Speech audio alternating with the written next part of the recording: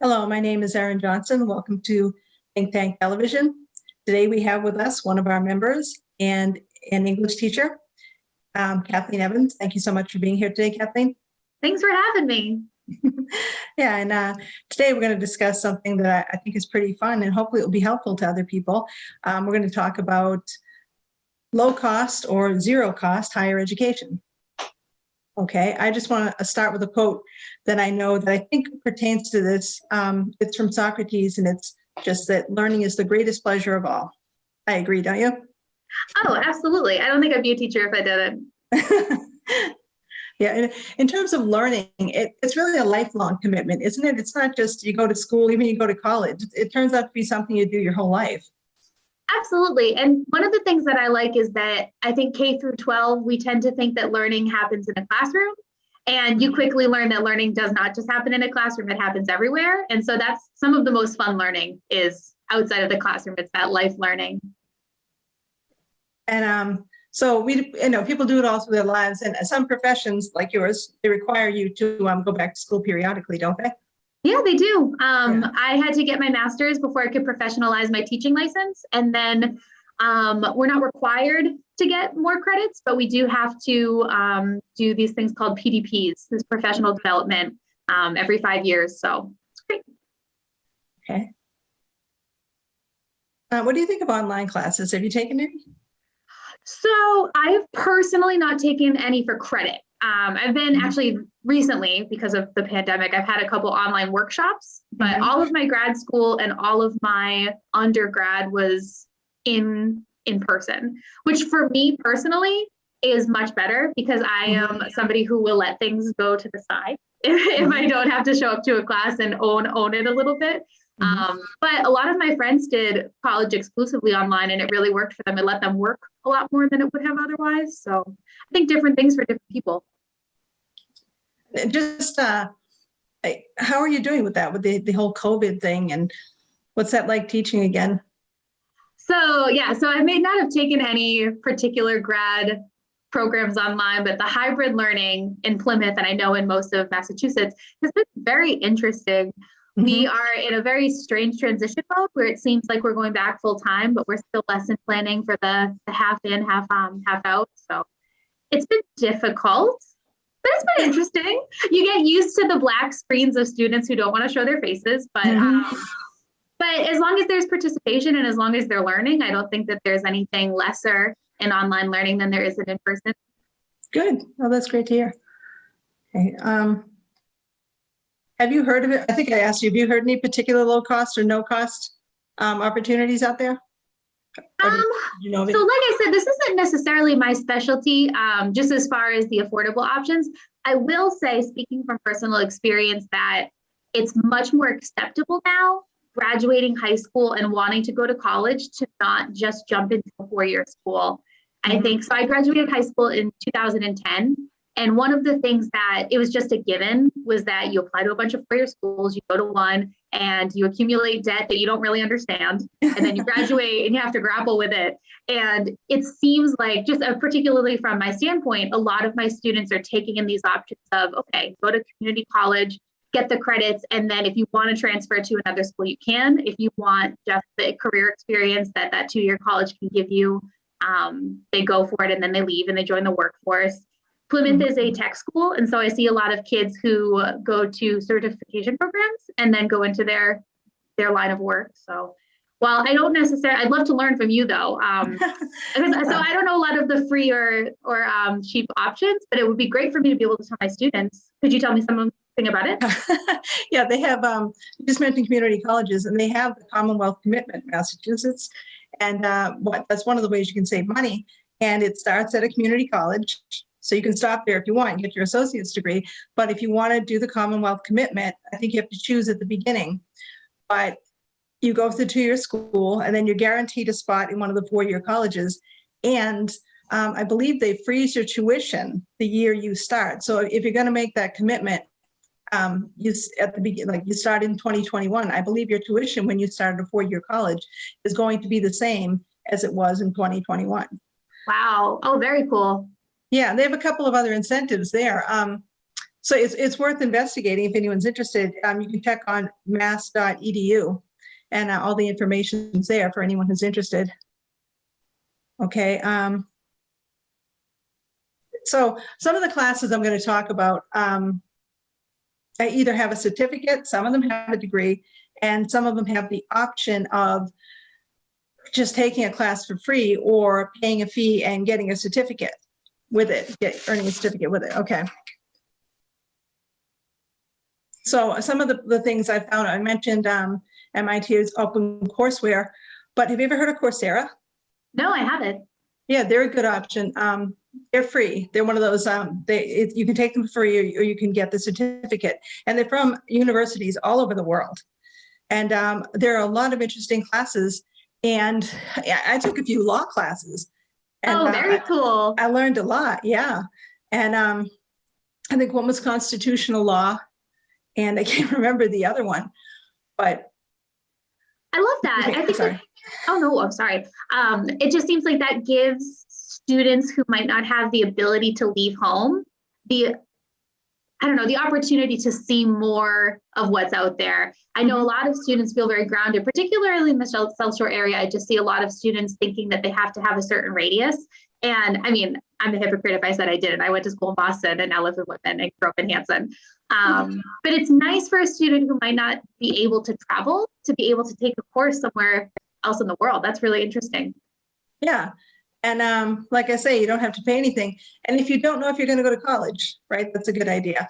Mm-hmm. And also if you just love learning, but if you have like an interest that you've never tried, you just want to see if it's something you would actually want to pursue, it's a great way to do that too. So no, some of the others, there's one called edX. If you go to that website, they have a whole collection of schools that are doing this. And I mean, some well-known ones too, and some from, all over the world. And the University of the People, did I mention that? No, I don't think so. That one's pretty new. I just found it a few weeks ago. But they're huge. They have 57,000 students now. And I forget how many classes, but they have 4 majors right now. I think they have a graduate degree in education. They have one in undergraduate degrees in computer science, business administration, and health. And they have an incredible tuition structure. You take the class, okay, you become enrolled in a program, you take a class, you don't pay for it till the end of the semester. You have to take an exam at the end, and then you pay $120 for the associate degrees or $240 for the bachelor's degrees. And so you're $2,500 for an associate's degree, or did I do that right?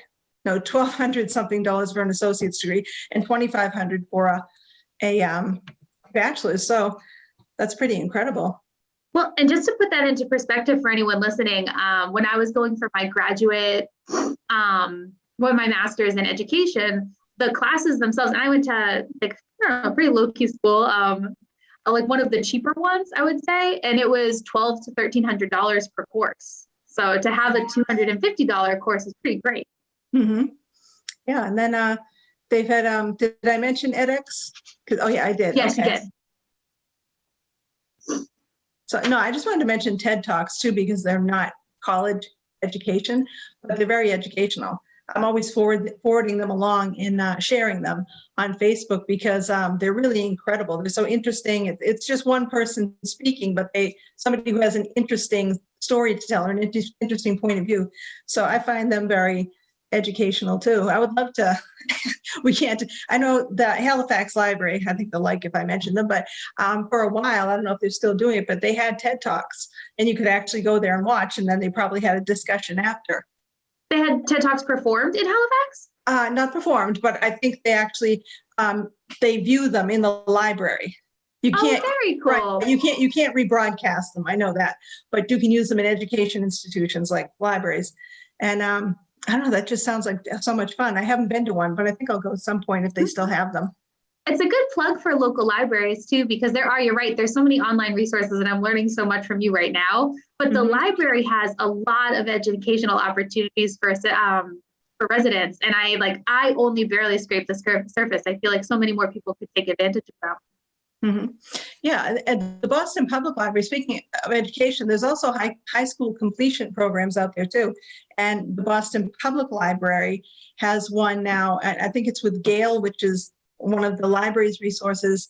I don't know if everyone can get a Boston Library card or not, but maybe it'll be something that they start in more libraries. You know I mentioned it to the director of the Whitman Library, and she said she would think about it, so that's kind of neat too. Let me see, in terms of higher ed though, but I would encourage people who are interested to just go online and look up, you can Google free higher ed if you want, or you can look at any of the things we've mentioned, and you might find a way to start learning or continue learning about something.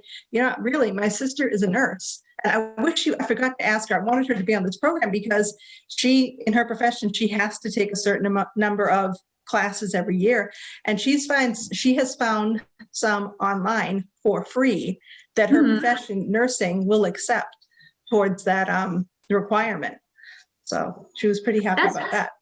That's wonderful. I do think that one of the things when people go forward, so the idea of learning for the sake of learning is so wonderful. And you're right that you don't have to be involved in anything that requires credits to want to learn.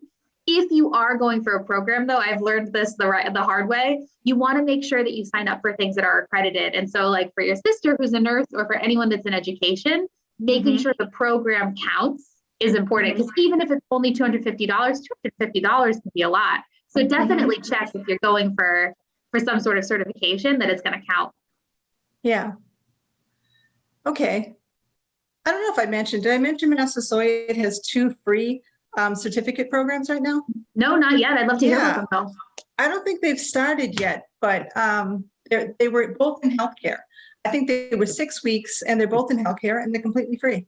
So I think that's great. And another thing people might want to consider, other than degrees, is certificates, because certificates can be great. I know I just mentioned that one, but even at the bachelor's level, even at the graduate level, they have certificates in various subjects.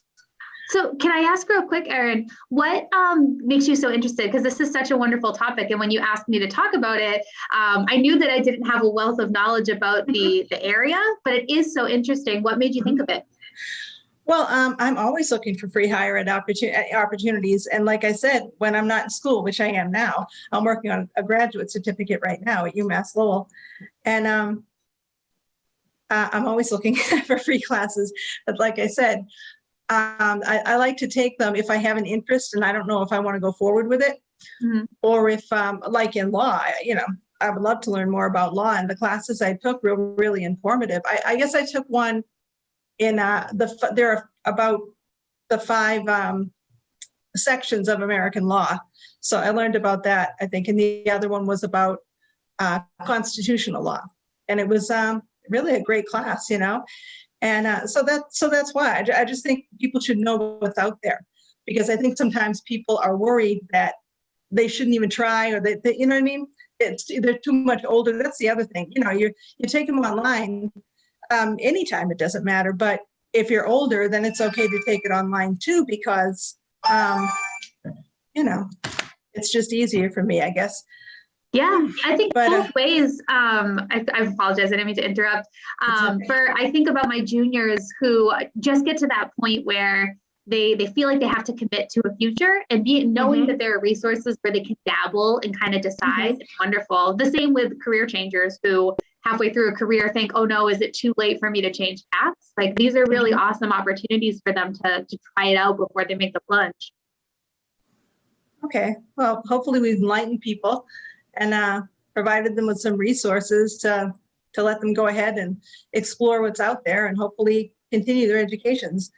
And I just wanted to thank you so much for being with us again. Yeah, and I want to thank our viewers in Whitman and Hanson. We hope to see you again. Goodbye.